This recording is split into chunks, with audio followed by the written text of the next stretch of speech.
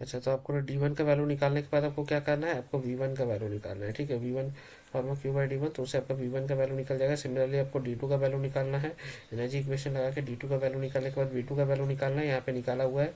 ठीक है, उसके बाद आपको weight of the water in control volume W, तो उसके लिए ये फार्मूला होता है। ये फार्मूला आपको सिंपली इसमें वैल्यू पुट कर देना है, आपको आंसर मिल जाएगा। एक बात याद रखिए, यहाँ पे थीटा का वैल्यू रेडियन में होगा। ठीक है, हमें थीटा का वैल्यू डिग्री में दिया है, तो डिग्री को आपको रेडियन में कन्वर्ट करना है। ठीक है, ये बस बात ध्यान रखिएगा इस बात का।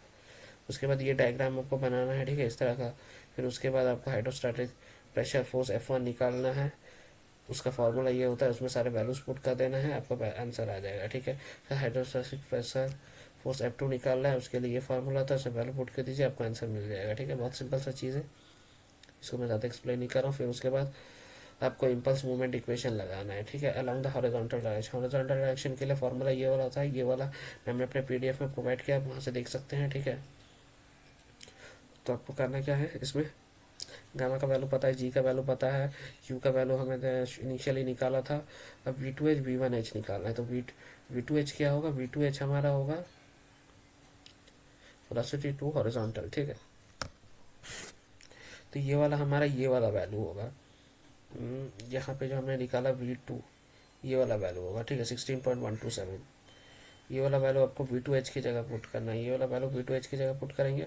और V1H हमारा होगा अ, ये वाला होगा। जैसे आप देख सकते हैं यहाँ पे ये वाला V1 है ना, तो V1 का हमें बोला है कि हॉरिजॉन्टल कंपोनेंट, तो हॉरिजॉन्टल कंपोनेंट हमारा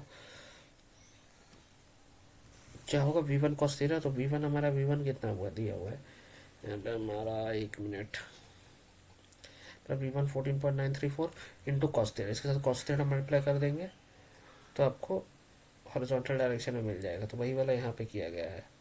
ठीक है, 1 मिनट, कहाँ गया, हाँ, यहाँ पे वही किया गया है। ठीक है, तो इससे आपको FH हॉरिजॉन्टल मिल जाएगा। ठीक है, ये हो गया।